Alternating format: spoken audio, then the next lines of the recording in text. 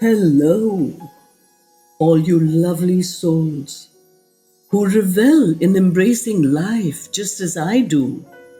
This is Neerja Malik, and you are welcome into my world of I Embrace. And what do we intend to do here?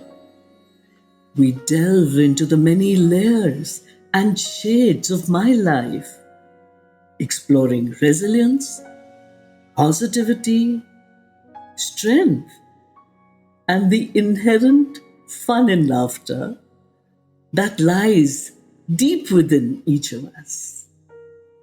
Interludes from my own exciting and adventurous journey, my personal battles and victories that have brought forth innumerable lessons in my life. It is these learnings that I place on a golden platter with utmost humility for your personal consumption.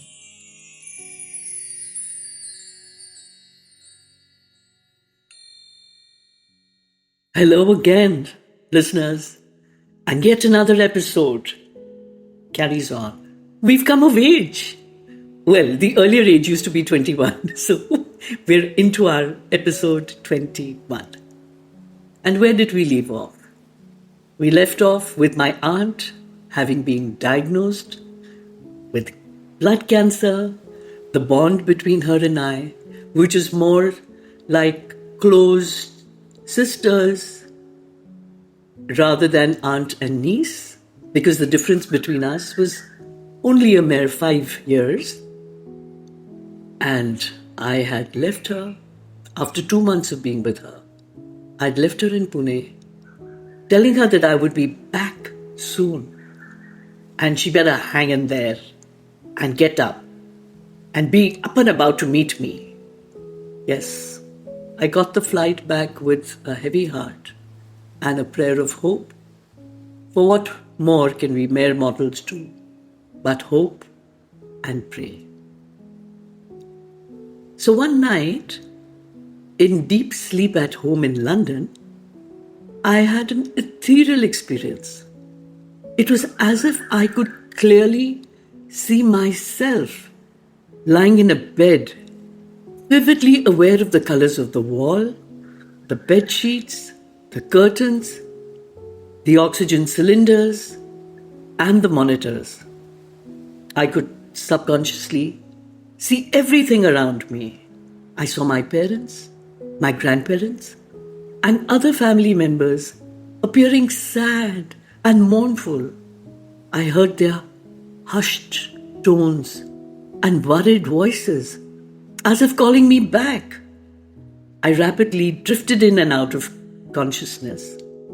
I could distinctly sense my soul leaving my body and being drawn to a bright light at the end of the tunnel. And then, suddenly, everything went blank, and I woke up with a start, sweating profusely. I jumped out of bed, my heart pounding dreadfully, and automatically reached out for the bedside lamp, paper, and pen. The desperate urge to release what I had so realistically gone through overtook me, and the words came pouring out like a torrential downpour. My mind started vacillating furiously to and fro between the numerous possibilities. Had this been some kind of a nightmare or a premonition? Was this an intimation of a future occurrence or just a figment of my righteous imagination? Or was this just one of those dreams that unconsciously materialized in my mind for no rhyme or reason? The latter seemed hard to believe. Shortly thereafter, the telephone bell rang ominously. Forebodingly, I ran towards it. My mother's words that Papu was no more shattered. I weakly held on to the table, not knowing how to react to this information. I was crushed. My world seemed to collapse as the truth of what I had been told began to sink into me. Time stood still. In that abyss of nothingness was a deep and empty void. The pain of separation, the loss of someone who was always an integral part of my life, right through childhood, till we evolved into matured adults, was absolutely incomprehensible. How do you catch a moonbeam and never let it go? How do you hold all the unconditional love, affection, and adoration within you while the giver has ascended into the afterlife to be one with the Creator? How do you laugh, love, and live when your companion and comrade through thick and thin was no more? And I embraced it all. I embraced the loss. I embraced the loneliness. I embraced the knowledge that Papu will never be there for me anymore. And in the process of embracing this bitter truth, what I also embraced was her unconditional love, her affection, her constant protection, and the very fact that she was one of the most honored entities in my life. And wonder of wonders, even though I was saddened deep within at her passing on, I had literally experienced all that she had gone through. Finally, our paths separated when the light beckoned us. She went on, and I woke up. I embraced that also, because indirectly and unconsciously, my mind and soul was at peace, knowing that she was now at the lotus feet of the Lord and one with the Supreme Creator. And because I embraced all of this so open-heartedly and blissfully, I became a quintessence of tenderness, affection, fondness, passion, dedication, and selfless love. These were the very ingredients that I dipped into when I embarked on the road as a liberator of hope and faith for all the patients I counseled later on in life. Next year, back in India, and dedicatedly working as a teacher in G.D. Somani School in Mumbai, I was in the process of writing out a leave application to attend Papu's Barsi. For some unknown reason, instead of mentioning my aunt's 11th month ceremony, I kept penning down that I had to attend her last rites. I couldn't fathom out why. With much confusion in my mind, I actually submitted the leave request at the office and left for home. The moment I reached home, I received a call from my mother, urgently requesting us to reach Pune as soon as possible, as my grandfather had just passed on.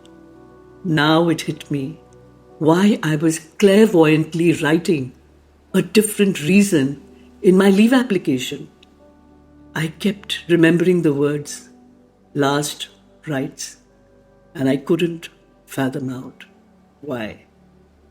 The Chautha ceremony of my late grandfather tragically coincided with Papu's Barsi, deepening the sorrowful heart-wrenching mourning.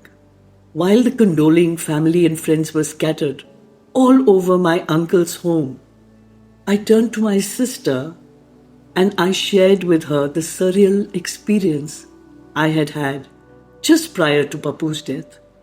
She looked at me aghast and in hushed tones whispered to me that that is exactly how it had happened.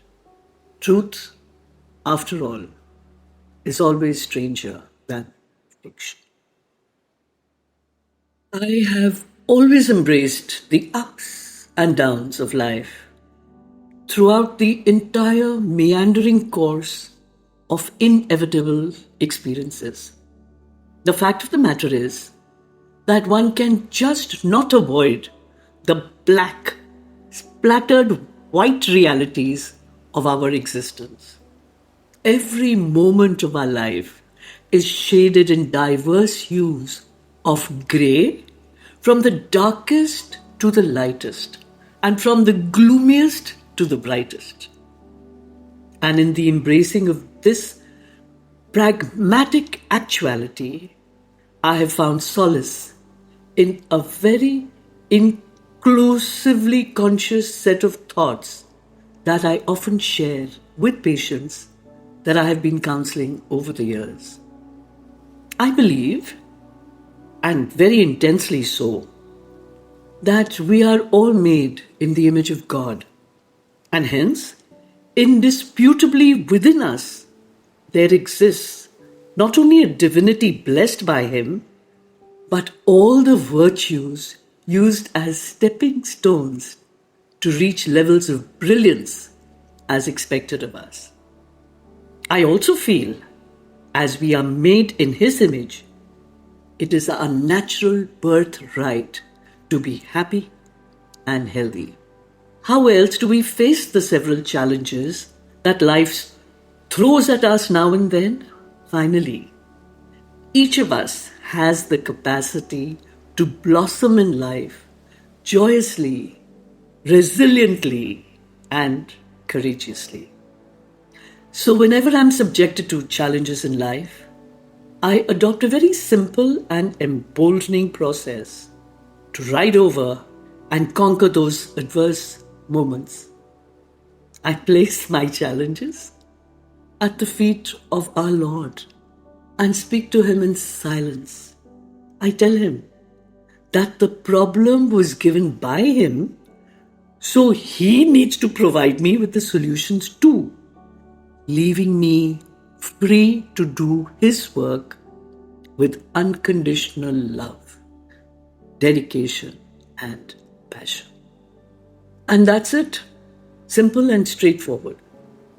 If I had to face and solve all my challenges in life alone, how would I be able to embrace the challenges faced by others and make them strong enough to overcome their adversities?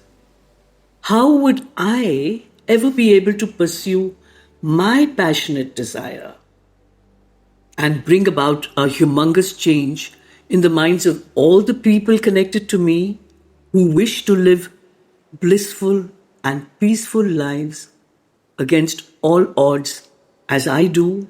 And let me tell you, this equation works wondrously. I've never felt His absence in my mind, body, or soul. Somewhere deep within me, I feel His presence always leading, protecting, enfolding, and embracing. He is the one that has carved the path of my life's journey. And as I walk on it, He is my guiding beacon. Now, one of our life's biggest challenges is to overcome one's fears, especially if they are an outcome of dreadful experiences. Many such experiences can lead to an unerasable scar in the psyche, which more often than not are worse than suffering a constantly infected wound that keeps cropping up again and again and again with monotonous regularity. The only way to ride over these fears is to embrace them like I have done. All my life, since time immemorial. After finishing school in Delhi, my family and I joined my father, who had been posted at Mumbai. Now came a major decision for me to either do a 4-year graduation in Mumbai or a 3-year one in Pune, offered because of my excellent school results. So Pune it was, and as fate would have it, I was back in the arms of my favorite aunt, Papu. And there was an added advantage too. A good old Lambreda scooter belonging to my uncle, which incidentally will steal the central focus of this episode. When I first set my eyes on the Lambretta parked in my uncle's garage, it was love at first sight. I felt my heart pulsating furiously. I could already visualize the steed and I merged as one single entity, riding into the blue wild yonder. I could vividly imagine the innumerable exciting adventures that were soon to unfold inescapably. But let me digress here a bit, because it takes me back to another memory, a memory of something that happened when I was 10 and now I'm 69. Well, that was 59 years back then. So we were in Srinagar and as usual on a summer vacation, and the entire family, uncles, aunts, cousins, everyone was gathered together, by which time we also had our dogs. And I insisted that General Surinder Mohan, my uncle, teach me how to ride a scooter. And so he did. I don't know how they give it to a 10-year-old. In any case, his way of teaching me how to ride a scooter was actually how one teaches someone to ride a cycle, which means that you hold the seat from behind and you run along while the learner is sitting on the cycle. So he felt that that was the best. So I started the engine. He held the seat. And you know the road along Presentation Convent outside our home, leading to the Bund, where the river Jhelum flowed? On that road, he decided to hold the seat of my scooter and run along. Now what happened is that when you have a machine that has an engine that is pounding beneath your seat and you have the power of the accelerator, you don't want to be hung back by a human being who's trying to run along. I accelerated. But guess what? I accelerated without knowing what to do with the clutch. So though I accelerated and we zoomed forward, leaving my poor uncle way behind, I suddenly came to a little hilly area. Thank God that is what the Band was, where if I had gone over it, I would have fallen straight into the river Jhelum, having perhaps crashed right into a houseboat parked along the side. Thankfully, while going up this hill and not knowing what to do with the clutch, the engine gradually came to a spluttering halt. By which time my uncle had caught up with me and was furious at what I had done. Nonetheless, he realized that he cannot hold the seat and run along while teaching me how to ride a scooter. So the next day, when his agitation had released and I was more his friend than his enemy, he chose to take me for another ride to acquaint me with the advantages of having a clutch and to coordinate between the clutch and the accelerator, keeping the brake in mind. So that was when I started learning how to ride a bike. The second time this got repeated was when I was still in school, but older and wiser, so my father thought. And he was sitting behind me and we were going around Dhola Kuan, which is the armed forces quarters or rather colony where the Army, Navy and Air Force posted in Delhi, they and their families stay. So it was beautiful. We rode through the lanes, going alongside the gardens of Dhola Kuan too, and my father was very happy and proud of me. And then he said, just take us back home. And while we were driving back home, I suddenly realized that I really didn't know how to stop a vehicle or stop a two-wheeler.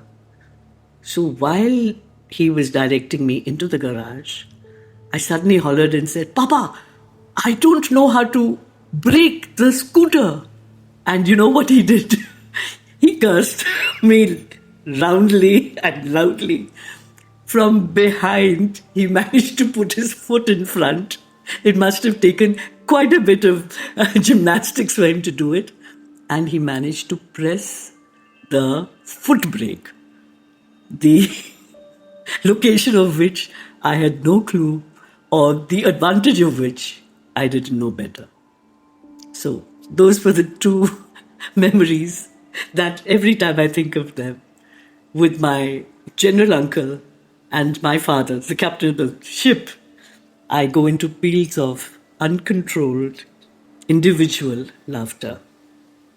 And now we come back to Pune, where I was doing my college. I was doing my first year, first year of college, so that I needed to do only 2 more years in Bombay and carry on. So, having fallen in love with the Lambreda, thankfully, my uncle encouraged me to learn how to ride it properly, often sitting behind me as a teacher and guide, giving me instructions never to go outside the gates of the College of Military Engineering, where we resided. CME, a large expanse of military acreage, gave enough space for me to zip around, becoming more proficient in my riding skills. Simultaneously and longingly, I kept glancing at the boundary walls, tinged with a rebellious storm brewing inside me. After all, the whole world was my oyster. And how long could these imprisoning walls bind me down? I now awaited with bated breath for an opportunity to fling off my fetters and freely fly.